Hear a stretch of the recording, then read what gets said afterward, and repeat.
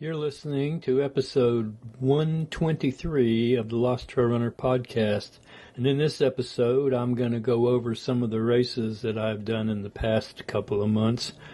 I gave an update on one of the trail races I ran at Fort Yargo on the podcast 120, I believe. But I somehow skipped over my race that I ran in the dark at Little Mulberry Park. So I'm going to give you an update on that.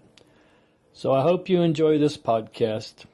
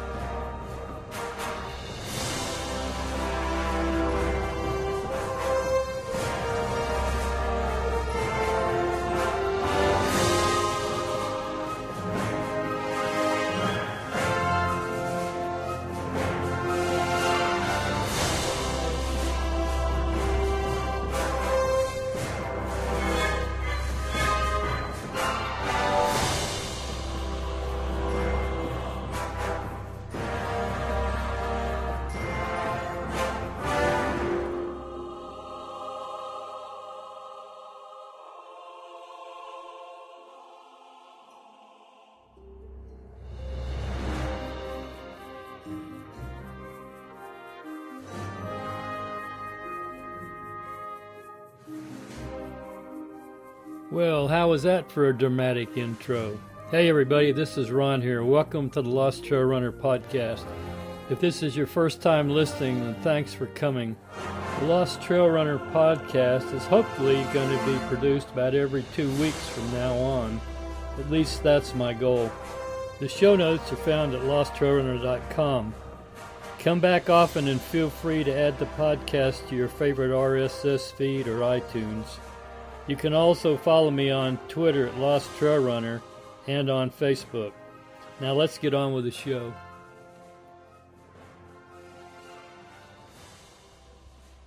You've heard of the Spartan races before, the obstacle course races. Well, I got some scoop here, it looks like. I just got an email from Trail Runner magazine, and Spartan is going to start in 2019 Spartan Trail, which is trail races. And they're going to have 12 races throughout the year, ranging from 10K to 21K in various spots around the United States to start. I don't know if they're going to go farther than that or not. The 2019 schedule is going to be Seattle, Washington on 4/14, Big Bear Mountain Resort, California on 5/19, Austin, Texas on 5/19, Monterey, California on 6/2, Palmerton, Pennsylvania on 7/14, Fort Carson, Colorado on 7/14, Asheville, North Carolina on 7/28. Then it says South Atlantic on 8/25. I don't know what South Atlantic is. And Lake Tahoe, California on 9/28. One in Virginia, it doesn't say where, on 10/27. One in Southern California, it doesn't say where, on 10/27 also, and then Mountain Creek Resort in New Jersey on 11/2.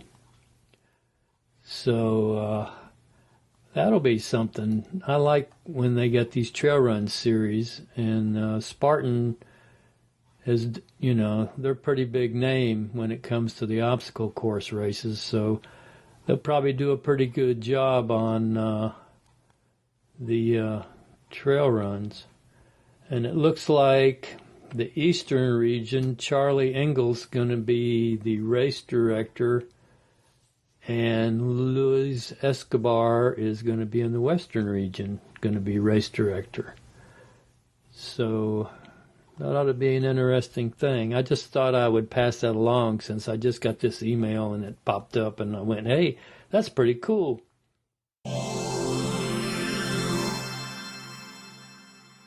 During this podcast, I'm going to go over some of the races I've run in the past couple of months.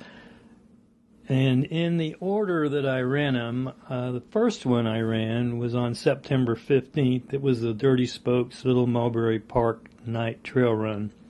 And it was a 3-mile race at Mulberry Park. The second one wasn't actually a race. It was a Ginger Runner Global Run, which was a 2-hour run that we had to run on October 7th. And I'll get into that. The third one, which I've already talked about, was the XTERRA trail race at Fort Yargo on October 13th. And then the last one, of course, is the Disney's Wine and Dine 10K on November 3rd at Walt Disney World. So, the first one. Okay, Little Mulberry Park. That's the biggest park in Gwinnett County, Georgia. And the layout of that park, it has a paved walking trail. I'm not sure how long it is, but it's pretty decent. Then it also has a large meadow which has been mowed to have cross-country trails through it. So the actual trail, the cross-country trails are mowed through the meadow. And then there's also wooded trails around that meadow, and it's a very large park, and I have run on very few of the trails out there.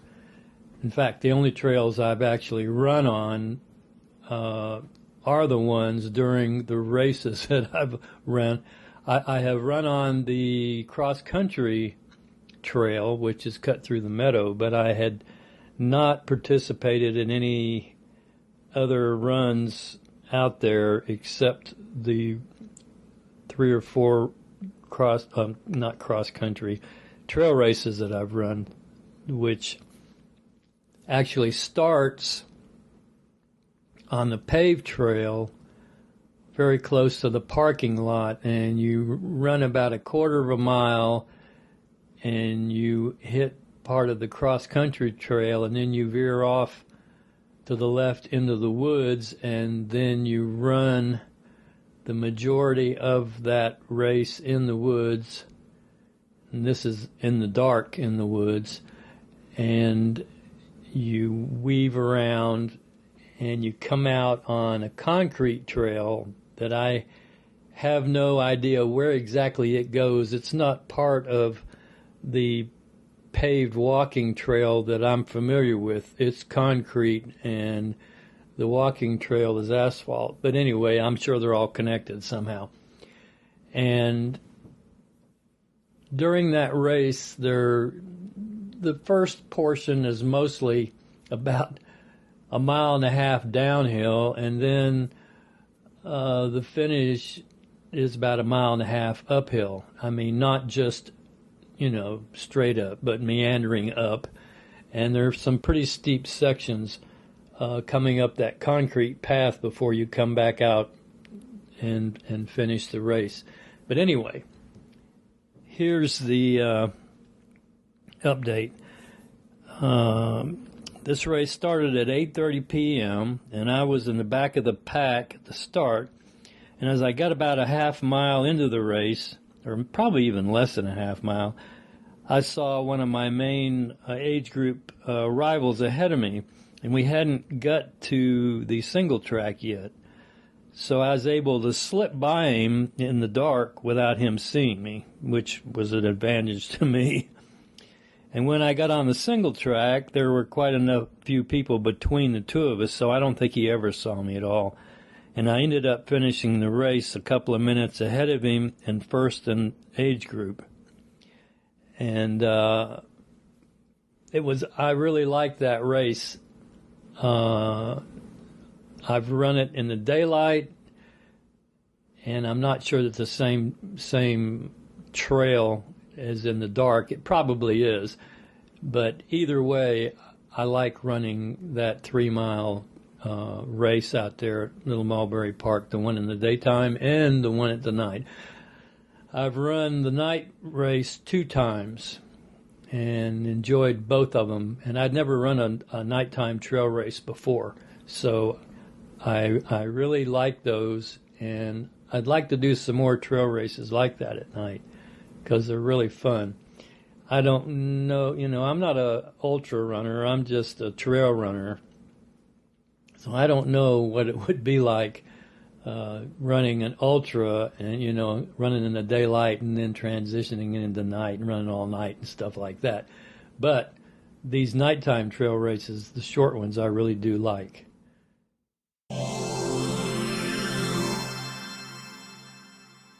The second event I participated in was the Ginger Runner Global Run, which was a 2-hour run on October 7th. It wasn't really a race. It's a virtual type run, and you register. Ethan Newberry is a Ginger Runner, by the way, and he has a YouTube channel, and he sponsors this run, and he has a lot of good swag that goes with it. So you register online, just like you're doing a race. You get a Patagonia T-shirt with the virtual, well, not the virtual run, the Global Run logo on it. You get decals, stickers, pins, magnets, all that sort of stuff in the little package that you get sent after you register. And what you do is you run 2 hours on October 7th, at least that's this year, it was October 7th, and then you send the results in via, I believe, Strava, and there are different categories that you can enter. I didn't enter any particular category. I just ran the 2 hours, but he has like the most vertical in 2 hours, the longest distance in 2 hours, the person that looks the most like him that runs a race. He's got all these different categories that you can try to win, and then he has numerous prizes that he gives away for these different categories, which are pretty good prizes. Even though I submitted my time, but I didn't really, put in for any particular category. I just wanted to do the run. So that's how that virtual run works. He changed it from the Ginger Runner Global, last year it was the Ginger Runner Virtual Run, and he changed it this year to the Ginger Runner Global Run. And people from all over the world actually run this thing. So this is the second year I've participated in it. Last year when I did it, it poured down rain the whole time I was doing it. This year the weather was much better, and I liked it a whole lot better weather-wise. So that's what the second one I did. So I did one event in September, one in October so far.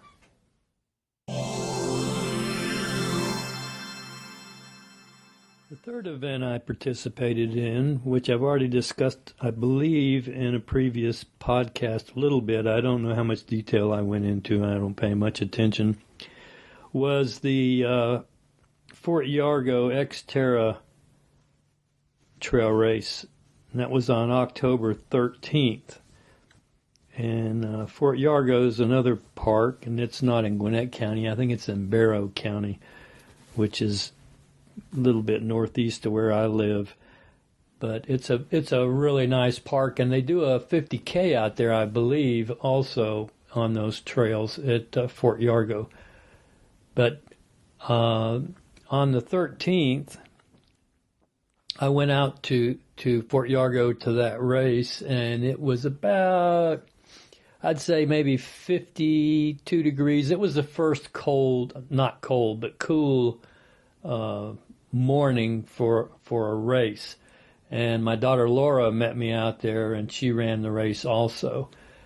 And after they have 2 races, they had a longer race. I think it might have been 5 miles. I don't know, but I ran the 3 mile shorter race.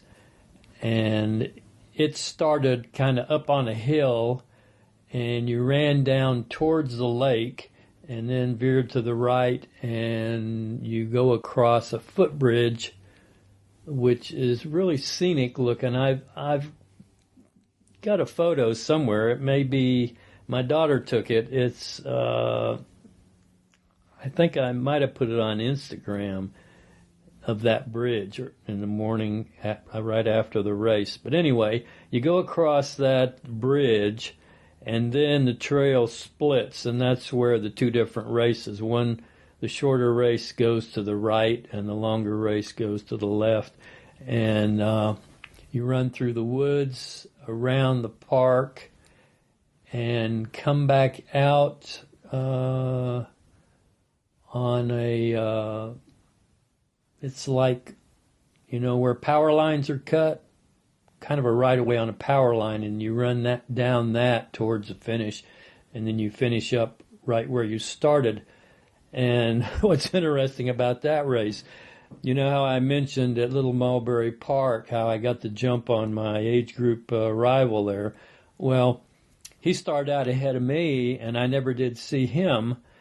And the same thing happened in reverse. He took off, and I never saw him. And when I finished, I found out that he finished about 59 seconds ahead of me. So he came in first in the age group, and I came in second. So that's the way it works. Anyway, that was a really nice race. Also, it was put on by Tim, the same person that does the Dirty Spokes races. He also does the XTERRA races. So it was a good race, and I got second place in that one. So I got first in my age group at Little Mulberry Park in the nighttime, and I got second at Fort Yargo. So, I like both of those places to run, and I'm going to be going out and running at both of those locations on my own without having a race to do. Anyway, so that's my second recap on that race.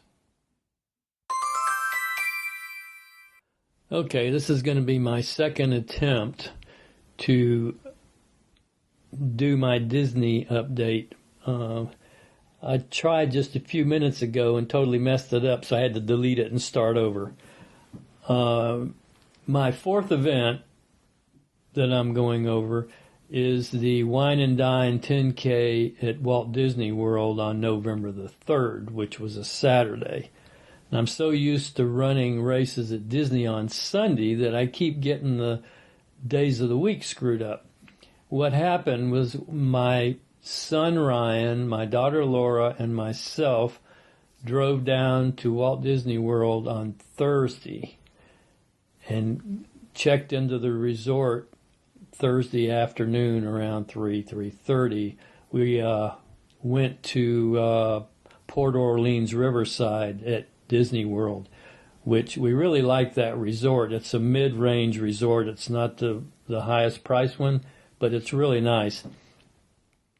And that's where we spent the weekend. That evening, we got reservations at a restaurant at that resort and had supper. And then the next morning, which was Friday morning, we went over to the ESPN complex at Disney World where they had the race expo, and picked up our numbers and looked at all the paraphernalia and, shopped around and bought some things, that sort of thing. And then we had the rest of the day to just do whatever we wanted to do on Friday. And then Friday evening, we went to Disney Springs, and we didn't have reservations. We went over there, and there's a restaurant called the Boathouse. It's a big restaurant right on the water at Disney Springs. And we went to the Boathouse to see about getting reservations, and they said, well, And we're talking about, well, this is 7:30 at night, right? And they said, well, reservations, you can get reservations. The first ones available are 10:30 tonight. And we went, oh, I don't know about that. And they told my daughter, they said, now, there's a bar right down here. There's a couple of bars. I think there's 3 bars in that restaurant. But the second bar, there was nobody at. And they said, if you want to go in now, you can just go to the bar and order and eat right at the bar if you don't mind doing that. And we said, no, that sounds fine. So that's what we did. We went in and ordered at the bar, and eventually it got filled up, but we were the first ones there. And had a really good meal. I think it was cod. It was kind of like fish and chips, but it was cod, and it was really good. And we sat in there for probably, I don't know, hour and a half, maybe not that long. But anyway, after that, we went out and wandered around Disney Springs, all the different, shops and things, and it was really nice. Then we caught the boat back, and it had been raining that evening before we went over on the boat, and it quit raining. We went over on the boat, and it never did rain again. So then on Saturday morning, that's when the Wine and Dine 10K takes place. We had to get up about 3 in the morning. This is the one drawback about Disney races I'm not real keen on, is we had to get up like at 3 o'clock in the morning to get ready, or 3:30, to catch a bus at 4 to take us over to where the race start was, which was in the big parking lot for the Magic Kingdom. And they had, they got tents set up over there where you put your clothes and stuff in bags. And then they had a couple of places where you could buy coffee and all that. And of course they had entertainment going on, a big screen and all that. But you have to get over there you're probably there by 4:30, and the race doesn't start till 5:30. So you're standing around that parking lot, and even though it was like 62 degrees, which isn't that really cold, by the time the race starts, you're shivering, But then when the race started, I warmed right up. But prior to the race, let me say that it had, I think, time groups A, B, C, D, E, and F. And I didn't submit a time for the race, so they just seated me in E, which is the second slowest. And that's where Laura was too. Well, Ryan, I don't know if he put in a number, a time or not, but he got put in time group B, like Baker. So when the race started, he never had to slow down. He just got to run. In the time group we were in, which was E, we had a pretty slow start, and then we got running fairly decent after about a quarter of a mile. But once the race comes off, you run down like the main road at Disney World, which is 4-lane divided, and then it turns off like a exit on an expressway type thing, and it's single lane, and it turns around and then goes up and goes over a bridge that goes over the road where you head towards Epcot. That's where the finish was. In that section, we didn't get to run because it was so jammed with people. We didn't get to run for probably at least a quarter of a mile, maybe a little bit more. But then once we got around the curve, it seemed to thin out again, and we got to run. Sometimes we ended up running on the grass on the side of the road. But and then there was like a turnaround where you had to turn around and come back, and it curved over towards Epcot. it was slow there too. So there were 2 locations during the race plus the start where we didn't get to run very fast or didn't get to run at all. But I wasn't really concerned. I mean, I was going down there to have a good time. It wasn't like a competitive event for me. I just wanted to do it because I like Disney races. So, and then you run through Epcot and then out the other side to the finish line. So you come in Epcot by the big globe, at the front on the right-hand side of it going in, go around the lake through all the different countries, and then come back around and go back out on the other side of the big globe into the parking lot to the finish. And in that 10K, it ended up that I think there were 9 people in my age group. I came in second by about a minute. If I would have known that the person was ahead of me, I probably would have tried to run some on those sections where I had to walk. But who cares? I had a good time. It was a good race. Got a good medal and all that stuff. And we had a good time at Disney. So then that was Saturday morning. We got back after the race, I don't know, 9:30, something like that. Got cleaned up, took a little nap, and then we went over to the Magic Kingdom. We decided we'd go to the park now after the race. So we got over to the Magic Kingdom about 11:30 in the morning, I guess. And it was jam-packed. There were people all over the place. And Disney has what's called Magic Passes, where you can go on an app on your phone and sign up for a Magic Pass at a certain time. And at that time, it's like having a reservation, and you just walk right into whatever ride you want to go on.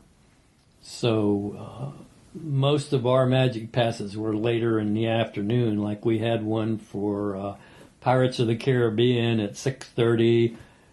We had one for Splash Mountain late, like 9:30, 9, up in that range. And we had one for the Haunted Mansion about 8 something.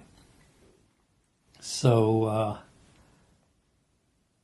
when we went in with this app that they have that you have on your phone, you can look at all the different attractions and see what the waiting lines are. So that came in handy because we could look on there and go, well, this one's only got a 20-minute line. Let's go to that ride. So it really worked out well. Plus, we had been looking at Space Mountain, and the wait was like an hour and a half. And Ryan took out his phone and looked on the app, and it said Space Mountain was closed. So he said, I wonder why it's closed. Why don't we walk over there and check? So we went over to Space Mountain. We got over there, and one of the people that works that particular attraction's out front, and they got a chain across the entrance. And Ryan asked him, what's the problem? And he says, well, they had a mechanical with the ride, so it shut down, and it's going to be back up in about 10 minutes. So we waited, and they opened up in 10 minutes, and we walked right in. We didn't have to wait an hour and a half. So that was, and that happened to us all day long, just about. Not having rides broken down, but just being able to look on that app, see what rides were with the least, amount of wait, and do them. About 4 o'clock, 4:30, we made reservations at I think it's called JC Expeditions or something. It's a restaurant that's in Adventureland. It's right across from Jungle Cruise and Swiss Family Robinson, and we went in there to eat, and it was a pretty big restaurant. I didn't realize it was even there. It's been there forever, I guess. But anyway, we went in there about 4:30, and our first Magic Pass was at 6:30 at the Pirates of the Caribbean, which is down a little ways from where that restaurant is. So we went in, and we had some sangria, and then we had an appetizer, and then we had our meal, and then we sat around and talked.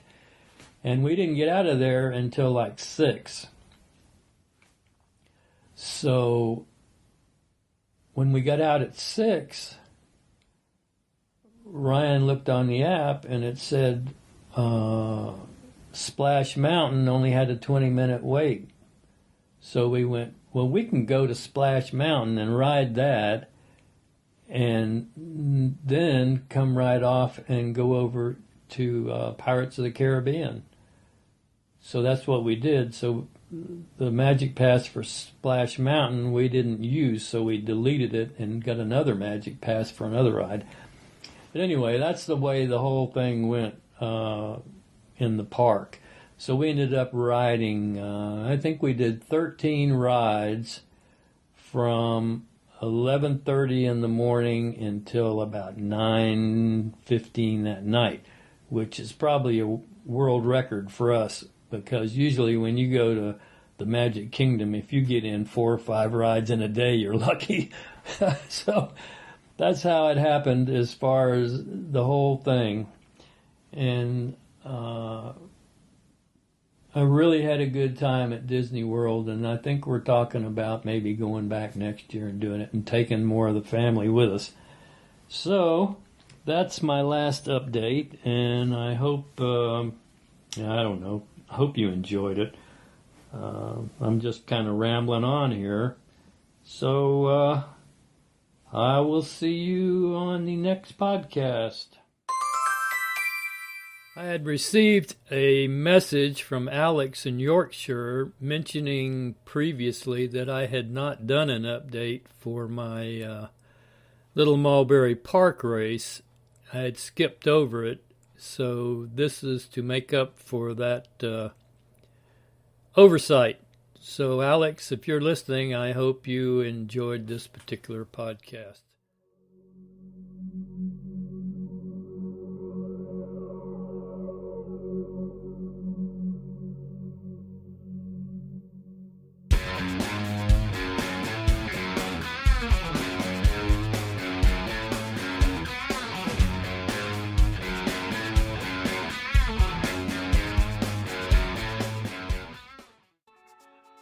Hey, thanks for listening to today's podcast. We'll be here next time. Keep the emails coming in, and be sure to subscribe.